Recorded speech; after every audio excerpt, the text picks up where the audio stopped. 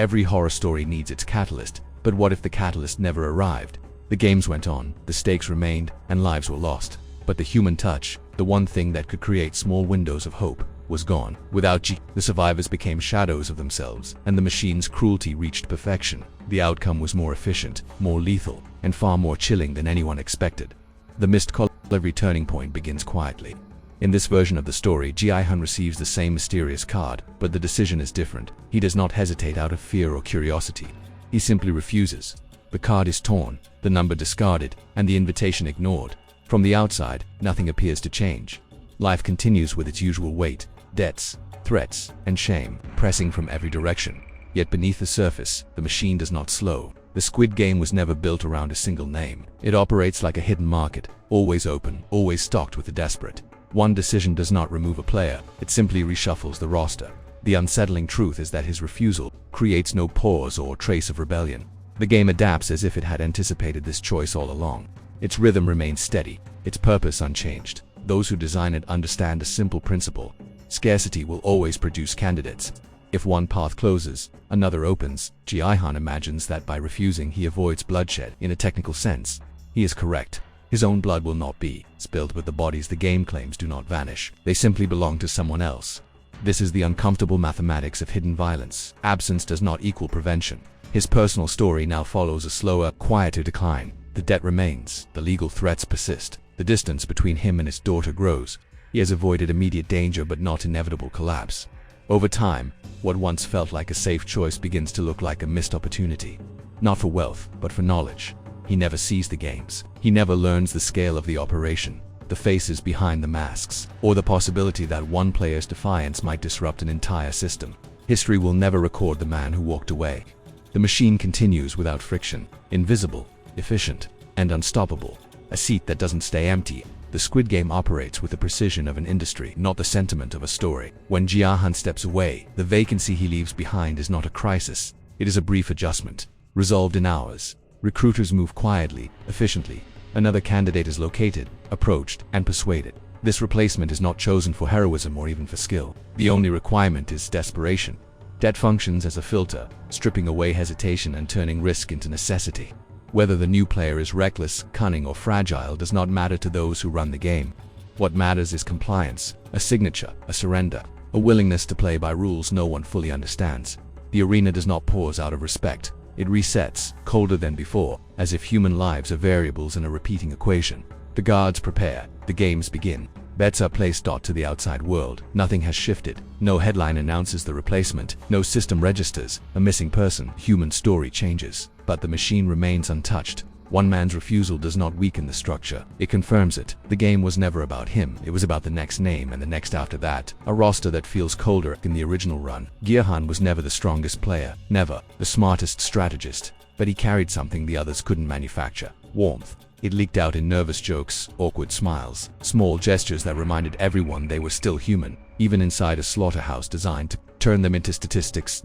Take that away, and the mood shifts immediately. The dorm no longer buzzes with uneasy laughter, it hums with dread. Players keep their distance, not because they're strong, but because they're afraid of what even a handshake might cost. A friendly face could be a liability. A conversation could be a trap. Trust, when it appears, isn't born out of instinct anymore. It's calculated, transactional, temporary. Alliances form like contracts, negotiated, tested, discarded. What's left is a roster that feels like a room full of strangers locked in a shared panic. No one dares care, and without someone clumsy enough, human enough, to break the pattern. The game doesn't just become deadlier, it becomes colder, more efficient, more predictable. The humanity leaks out. All that remains is math, odds, risk, profit. The Squid Game, stripped of warmth, doesn't just kill bodies, it kills the last fragile illusion that people might still be people when pushed to the edge. Sang-woo without a safety net. In the original story, Sang-woo was a man split in two. He was ruthless when cornered but still tethered, barely, to the boyhood friend who reminded him of a world beyond the game. Gi-Hun's clumsy loyalty kept him from sliding completely into the role of a villain. That thin thread held back the worst parts of him, at least for a while. Now, cut that thread. There's no one to look him in the eye and say, don't. No voice pulling him back from the brink. The weight of friendship, guilt, and shame, gone. What's left is a strategist stripped of sentiment. Every decision turns cold. He doesn't hesitate to push a weaker player off balance, doesn't stall before lying, and doesn't blink before sacrificing someone who trusts him. In a room full of desperate people, Sang-woo becomes gravity, quiet, heavy, impossible to resist. Without Gi-Hun, he isn't fighting two battles, one inside, one outside. There's only the game, and when morality no longer competes with survival, his ambition runs at full speed. The calm, polished exterior stays, but the cost-benefit math behind it grows sharper, crueler, faster. He doesn't crack under guilt. He doesn't drown in self-disgust. He doesn't even pause long enough to wonder what this version of him means for the person he once was. He just plays harder, smarter, deadlier. And that's the terrifying part. A man like Sang-woo, free of hesitation, isn't just dangerous, he's efficient. He becomes what the game always wanted. A player who treats lives like pieces on a board, moves them strategically, sacrifices them without flinching, and maybe, finally, wins because of it. Sae-Byeok alone in a shark tank. Sae-Byeok was never soft, even in the original run. She kept her cards close. Trust was something she rationed like food, only handing out what she couldn't carry alone. But Gi-Hun, awkward and persistent, cracked that wall just enough to give her a sliver of backup, a distraction here, a second pair of eyes there. It wasn't friendship, not really. It was survival with a heartbeat. Now she's on her own. Number 1, to watch her back. No one notices when someone circles too close. In a place where one wrong word can paint a target on your chest, being alone isn't independence, it's exposure. Her sharp instincts keep her alive for a while. She moves, quietly, chooses alliances with surgical caution, and trades favors like currency. But every deal costs more than it pays. Every alliance is built on sand. In the game, standing alone doesn't make you stronger, it just makes you easier to corner. The cruel twist is that isolation doesn't kill instantly, it bleeds you out. Slowly, one lost tug-of-war team. One missed warning before a betrayal. One moment when someone else has backup and you don't. And in a game designed to punish trust, the few who survive often owe their lives to exactly that. Without it, Sae-Byeok is a shark in an ocean of sharks. Sharp, deadly, but always outnumbered. And in the end, even sharks drown when the water turns against them. Ali's loyalty up for sale. Ali's biggest weapon was never strength, it was trust. In the original run, he gave it to Gi-Hun, a man flawed enough to feel safe, human enough to give it back. It wasn't perfect, but it gave Ali purpose. A direction in a place where everything else felt like chaos. Take Gi-Hun out, and that loyalty doesn't disappear. It floats, unclaimed, waiting for someone to pick it up. And in the game, someone always will. This time, it's not a man who sees him as a teammate, it's someone who sees a tool. They smile the right way, promise just enough safety, and offer just enough kindness to feel real. And Ollie, starved for trust in a nightmare that runs on betrayal, gives it away completely. But in Squid Game, loyalty isn't a gift, it's leverage. And in the wrong hands, it's deadly. Ali doesn't get betrayed in a sudden, tragic twist. He gets used to, fully, efficiently, quietly.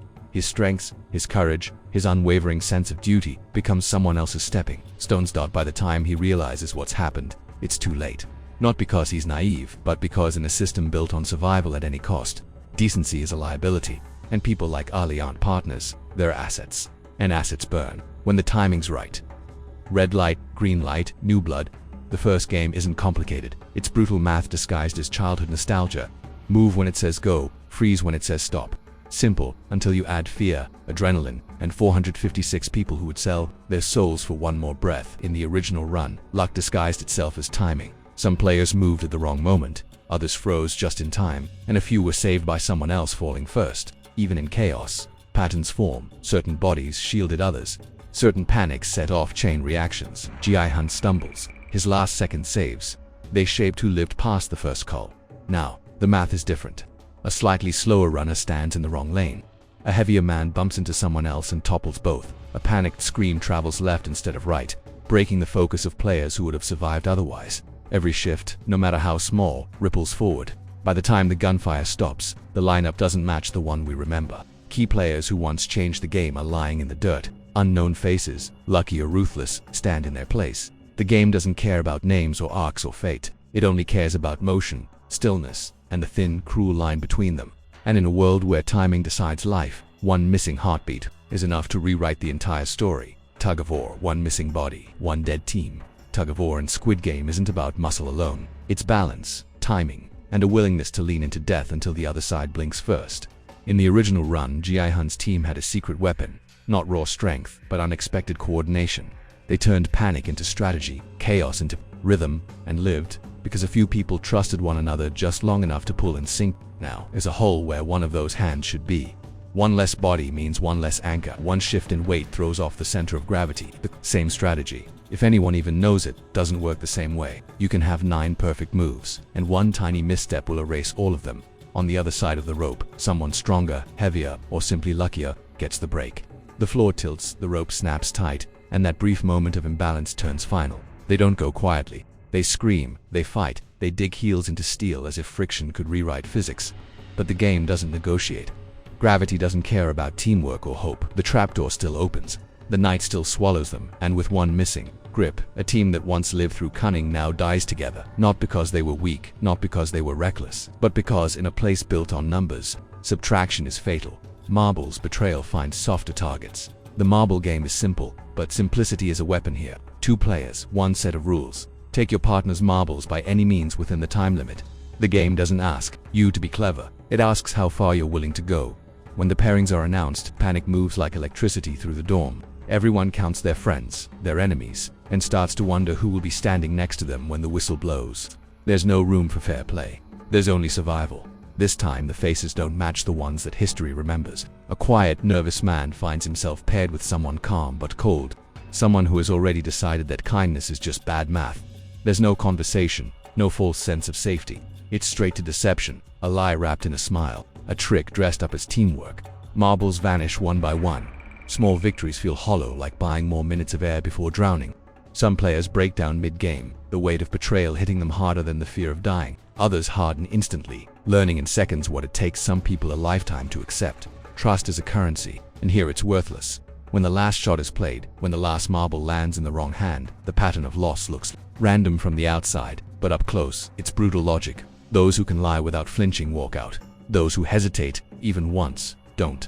The room doesn't quieten after the game. It stays heavy, thick with the smell of panic and disbelief. The virus of betrayal spreads, kills what's left of hope before the guns do, and the game keeps moving, colder and cleaner than before. The bridge plays a different song. The glass bridge doesn't care who steps on it. It's a gamble disguised as skill, a narrow path where every step carries the same question, safe or fatal. The order matters more than courage.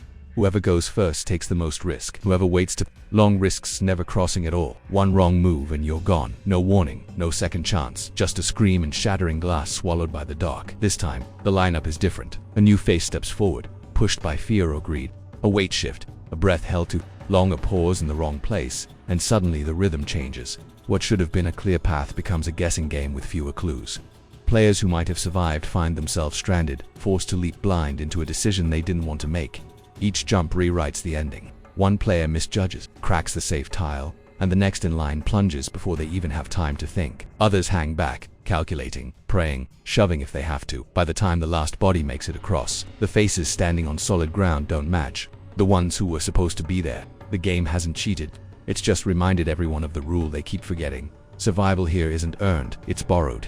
And luck always demands payment, one cracked pane at a time. A winner built for quiet, the game always plans. For noise, grief, rage, and revenge, it counts on the human heart to ruin itself. A winner who hesitates, who feels, who leaves a trail. But sometimes, the game gets exactly what it wants. This time, the last person standing doesn't wrestle with ghosts.